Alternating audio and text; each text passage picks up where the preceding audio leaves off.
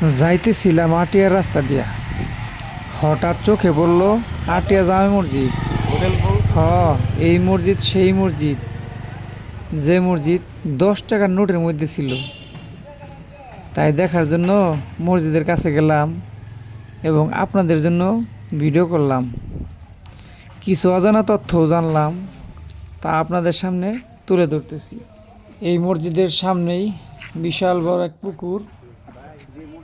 এই মসজিদের আতায়া জামে মসজিদ 1609 খ্রিস্টাব্দে স্থাপিত।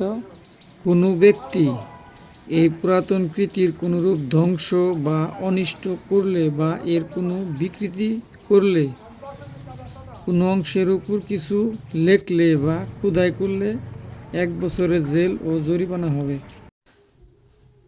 আটিয়া জামে মসজিদের এই সেই লেখা, যে লেখায় লুকিয়ে আছে গুপ্তধনের সন্ধান।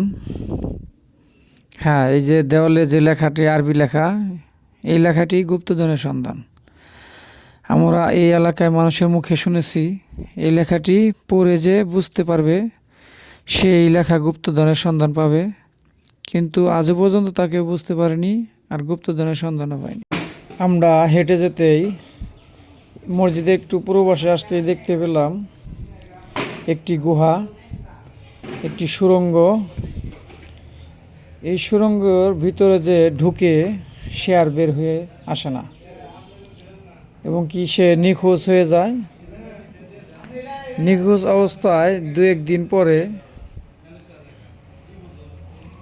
এই সুড়ঙ্গ থেকে কোথায় উধাও হয়ে যায় কেউ বলতে পারে না। 2-1 দিন পরে মসজিদের সামনে একটি পুকুর আছে, এই পুকুরে ভেসে ওঠে। এই পুকুরটি আপনাদেরকে এখন দেখাবো। এই পুকুরে সুড়ঙ্গ ঢুকে পাওয়া যায় না, 2 দিন পরে এই পুকুরের থেকে ভেসে ওঠে। আমরা এই এলাকার মানুষের কাছ থেকে শুনেছি। এখন এই সুড়ঙ্গটি তালা দিয়ে রাখা হয়েছে, কেউ আর এই সুড়ঙ্গে ঢুকতে পারে না।